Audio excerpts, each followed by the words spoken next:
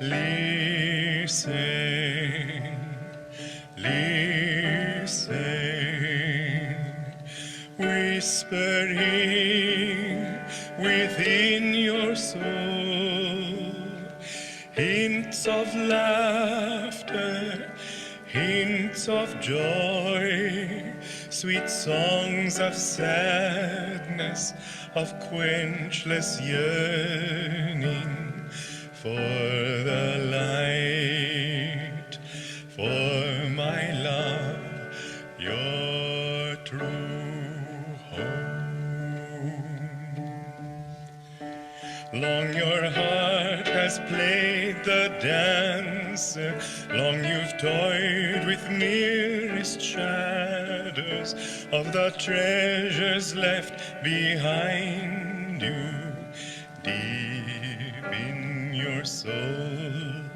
Long you plumbed the dark for answers, long you've begged from beggars' empty hands, gifts of life they too were seeking, gifts none could share.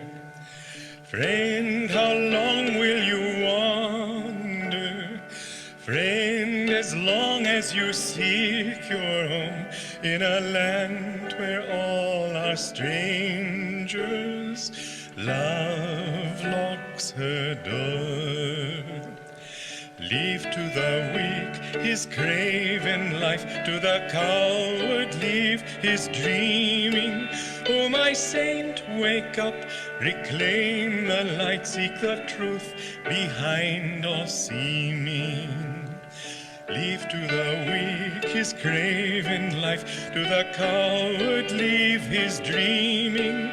Oh, my saint, wake up, reclaim the light, seek the truth behind all seeming. Turn, turn, turn within, in silence of soul, in cave of love, find my abode. Listen,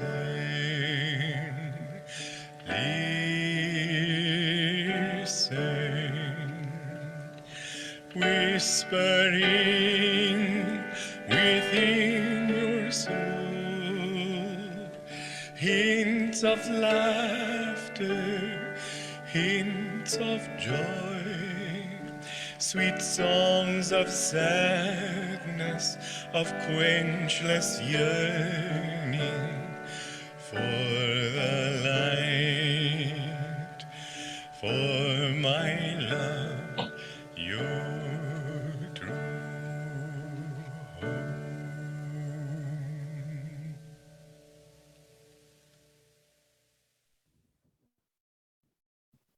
Let me read you these three passages from Conversations with Yogananda. They're all short and they're all tied together in one way or another. I was having difficulty receiving the results in meditation that I wanted. One evening I found the Master alone and said to him, "Sir, I keep trying and trying, but I'm not going deep. Am I not trying hard enough?" The Master shook his head. "You are trying too hard," he said. "You are using too much willpower. It becomes nervous. Just be natural. As long as you try hard to meditate, you will not succeed. Just as if you try hard to fall asleep, you won't be able to do it. The willpower should be applied gradually, otherwise it can be detrimental. That is why it is good in the beginning to emphasize relaxation. So when you meditate, I say concentrate here, but concentrate means absorption. It doesn't mean concentrate like that. It means to relax yourself mentally, and that comes first with physical relaxation, and so we'll go on with that. For meditation, he told us, relax the body. Don't be muscle-bound. In order to relax, first tense the body and inhale, then throw the breath out and relax. Repeat this practice several times. After that, sit perfectly still. Dump your body in the infinite. So what he told us was to sit perfectly straight. You can sit in Padmasana on the floor, or Sarvangasana, or several, not Sarvangasana, Siddhasana, or just plain tailor fashion, cross-legged, or you can sit in a chair. But the important thing is to sit with your spine upright and your body relaxed. And the way to relax the body is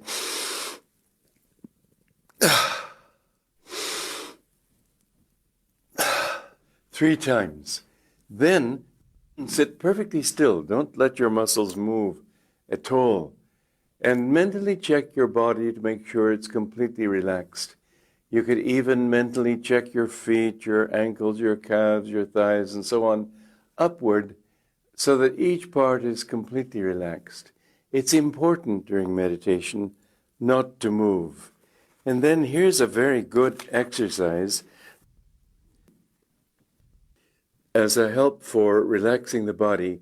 The master said to visualize the skin as the outer surface of the earth. The muscles and internal organs are the continents. The bones are the underlying rock formations. The cities are one's teeming thoughts and mental tendencies. Visualize the heaving oceans, he said, as one's breath, the blood coursing in one's veins as the liquid lava flowing deep under the earth, and one's own heartbeat as the divine energy pumping life into the whole planet.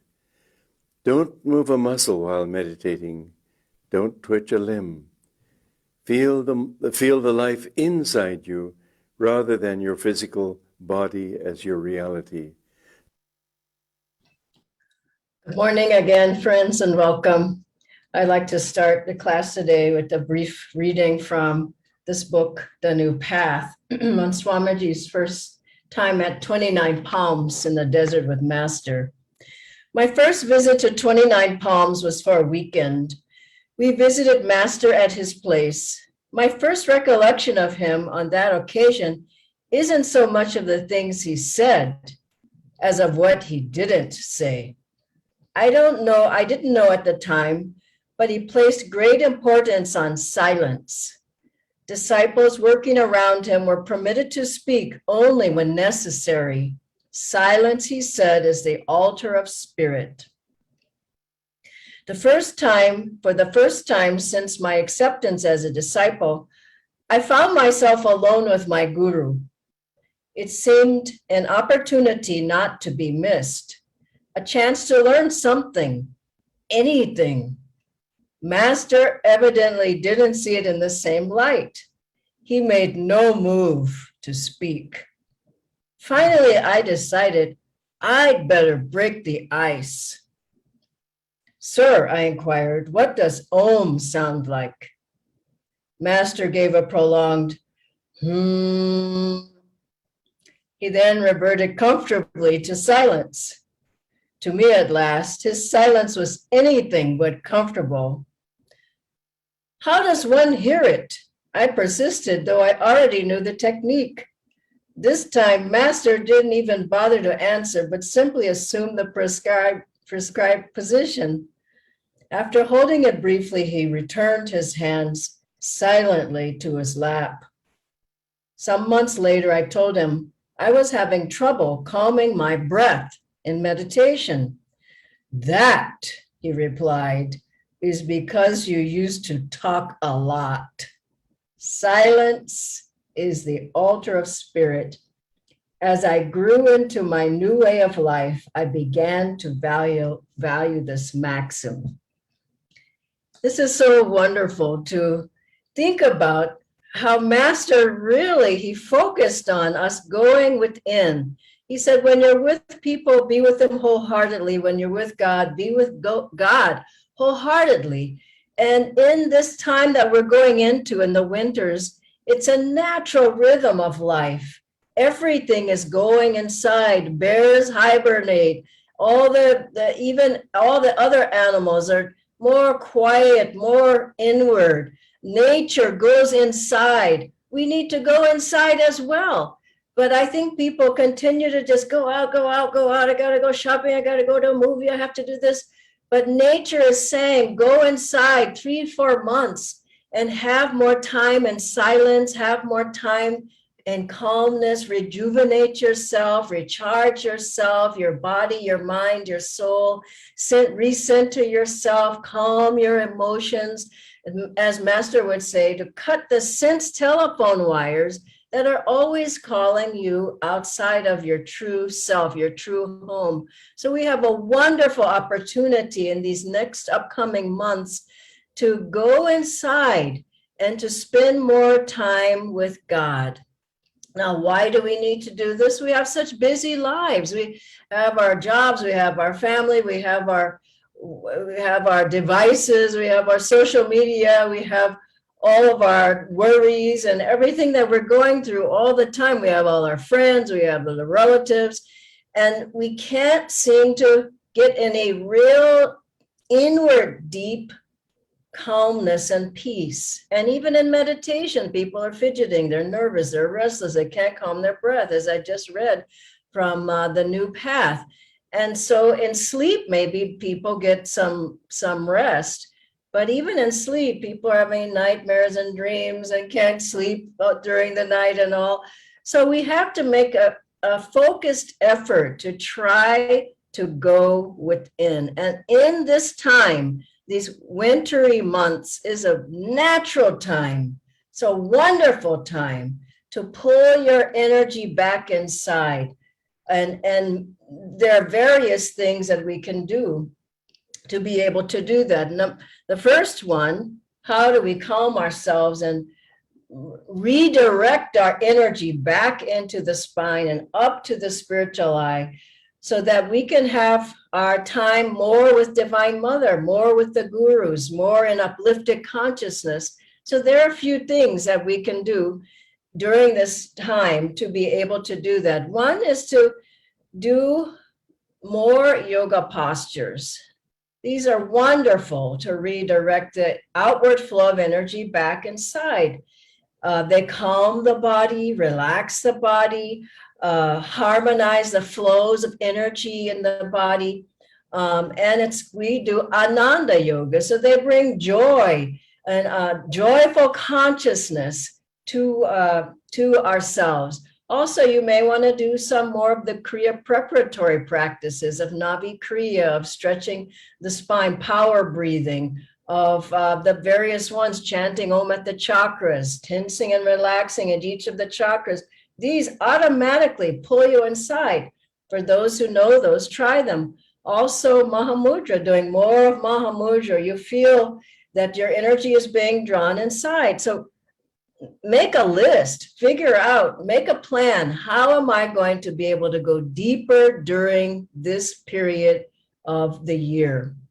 When it's automatically natural, but people still break out, I have to do this, I have to do that. So yoga postures and those practices. And then meditation. Try to improve on each one. If you can't do each one, pick one of your meditative practices.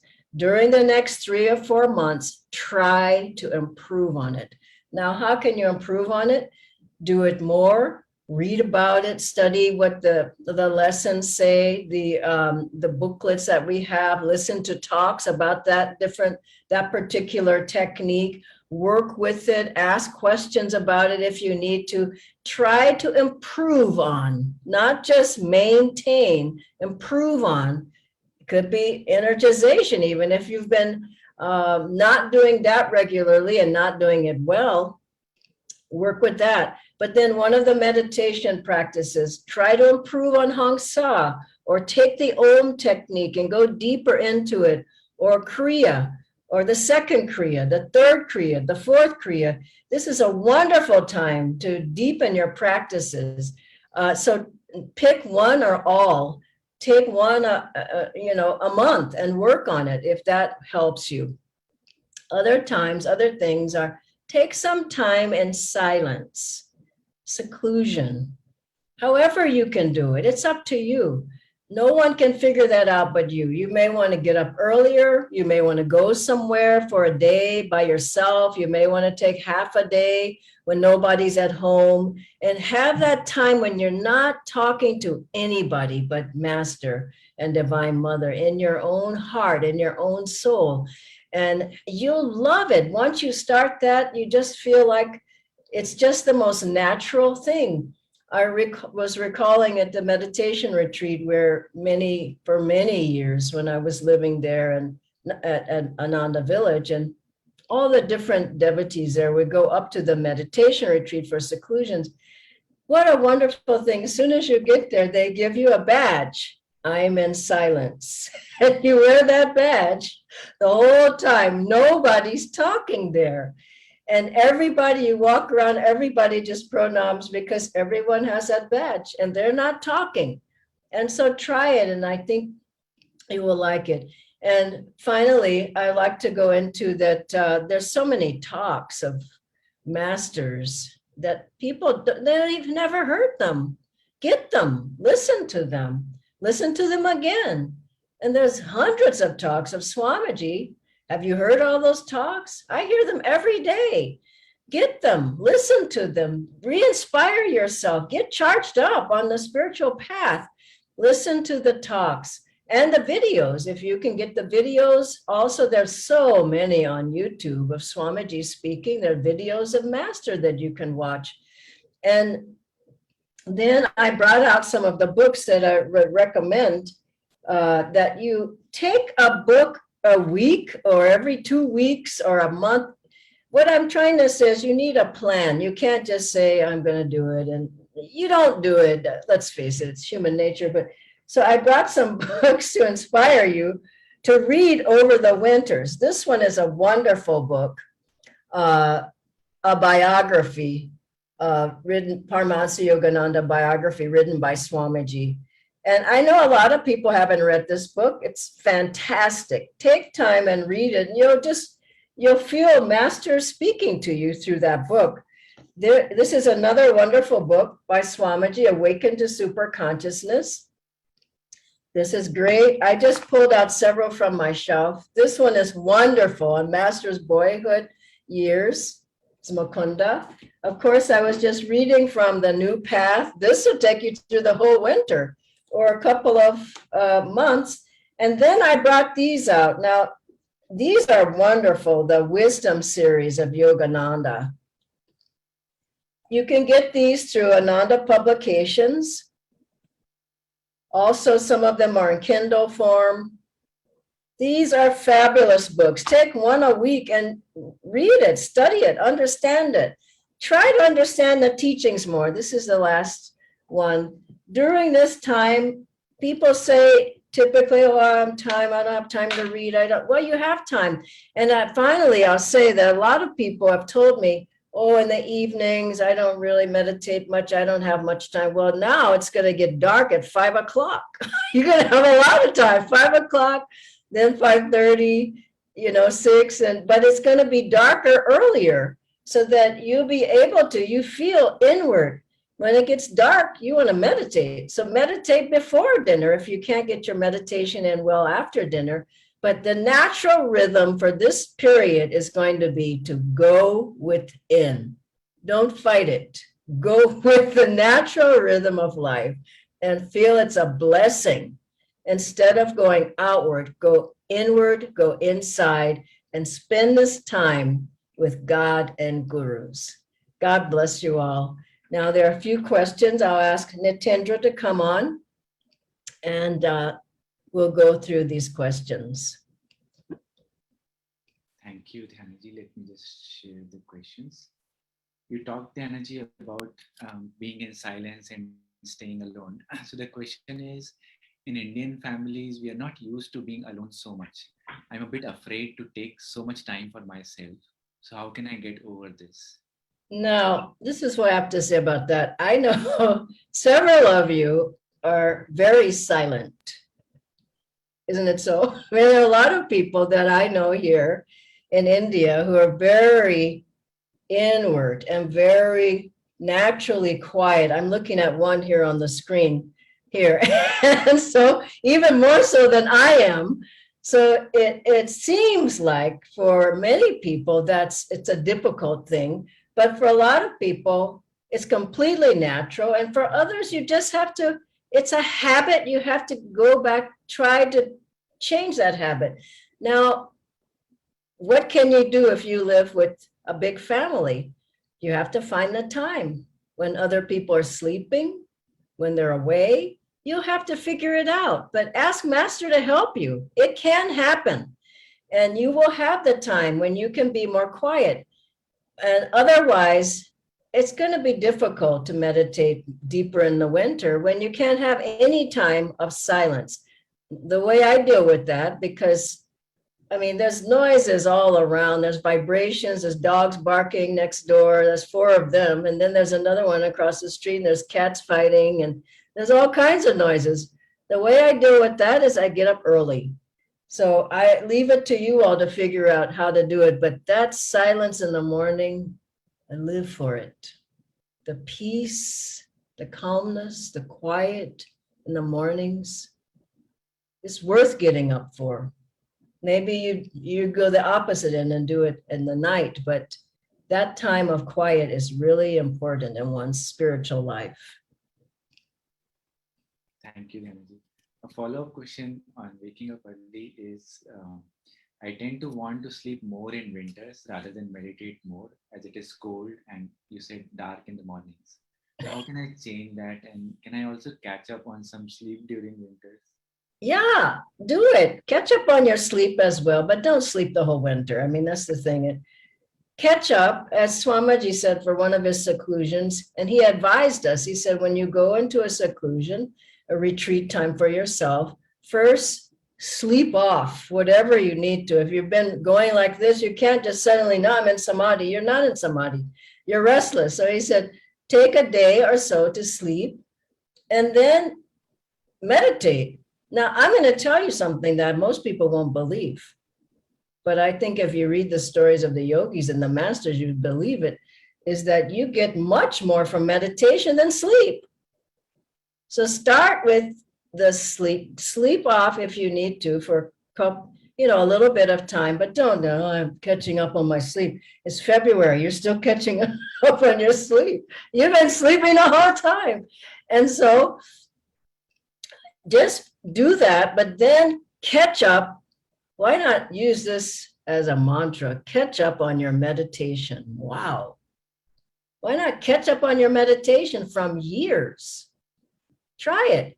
And you'll find what Swamiji said is one time he slept through a seclusion, just meditated a little bit.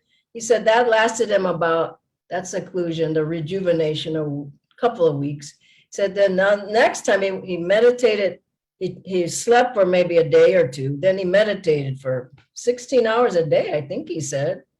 And for several weeks, he said that seclusion lasted him, the effects, the power, the rejuvenation, the recharging, a whole year. So that's one reason we're saying this, catch up in the winter. It will last you a long time. And otherwise you'll be tired by February, you're worn out. I still got to catch up on my sleep. Well, you've been sleeping for 4 months. So, okay, it makes sense? Yes. Just turn the corner. You can do it. Turn that corner and get the meditation in, and you'll feel like, wow, I've got more energy. I've got more brain power. I'm more clear. I'm happier. I've got more willpower instead of, I'm tired. I'm sleepy. I'm tired. I got to lie on the couch. Give me the remote. This isn't a yogic life.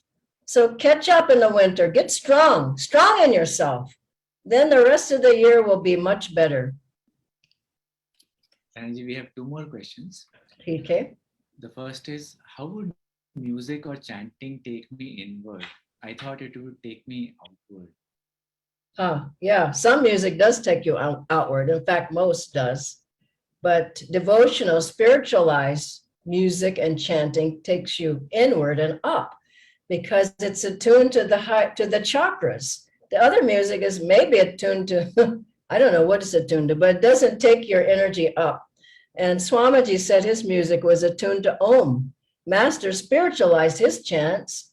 And so as we chant those, we listen to them and we chant them as we sing, and have Swamiji's, this is a wonderful thing for winters, play Swamiji's music during your day, either during your breakfast, in the night, or as I do, all day long. I'm telling you, it will heal you. It will just take the stress, the tensions, the outward emotional energy, it just dissolves them. And so music, depending on what you listen to, if you listen to a lot of heavy music, you're going to feel exhausted.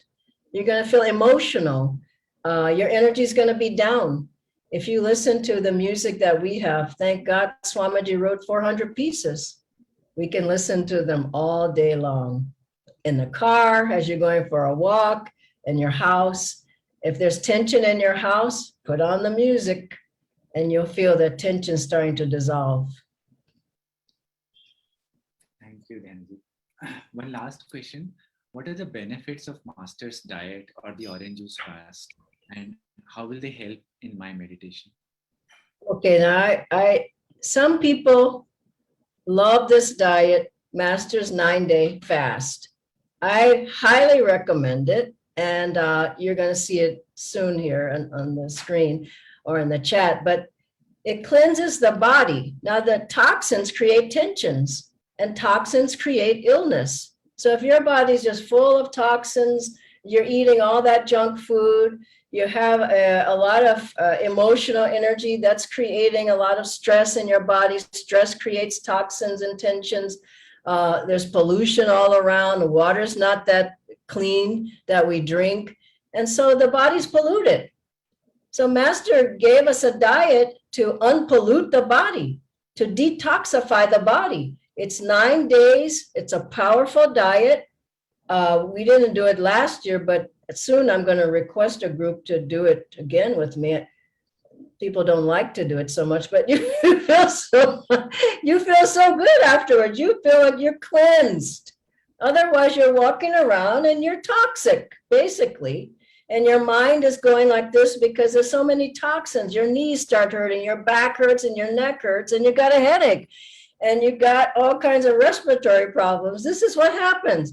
But Master gave a diet, thank God, that cleanses you, that if you can do it, try it once a year, every other year, however you can do it.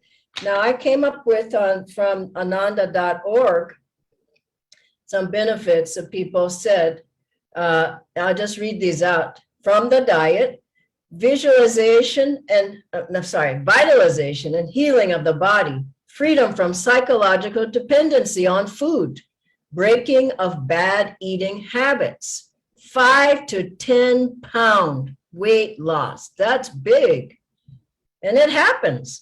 Cleansing of skin, eyes, lungs, and intestines, improved health for a period of months, increased energy level and need for less sleep, rejuvenation of body and mind, greater awareness of subtle flow of life force, deepening of sense of joy, and deeper, more inspired meditations. And also Master gave an orange juice fast. He said 1 day a week, you can fast on orange juice.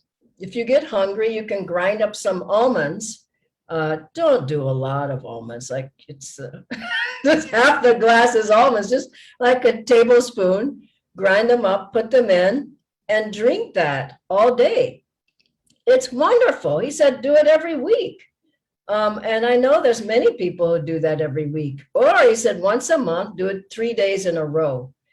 That's not that easy, but boy, you feel good. Now, how's it going to affect your meditation? There's one word, depth. Less restlessness, you just feel so still. You're in complete control of the prana, complete control of your body. Your mind is working with you. Your body's working with you. Aches and pains have gone. You can sit longer. You feel the astral spine and the energies moving up and down the spine. You feel the chakras. You feel an opening up in your head. I've experienced these things. It's no joke. If you cleanse your body out regularly, you can meditate much more deeply. But I'll say the best cleanse is your own devotion to God. God can cleanse you in a moment without a fast. But the fact that Master gave it to us, why not do it? Why not use it? So good luck to all of you, and God bless you, and happy going into winters with God and Guru.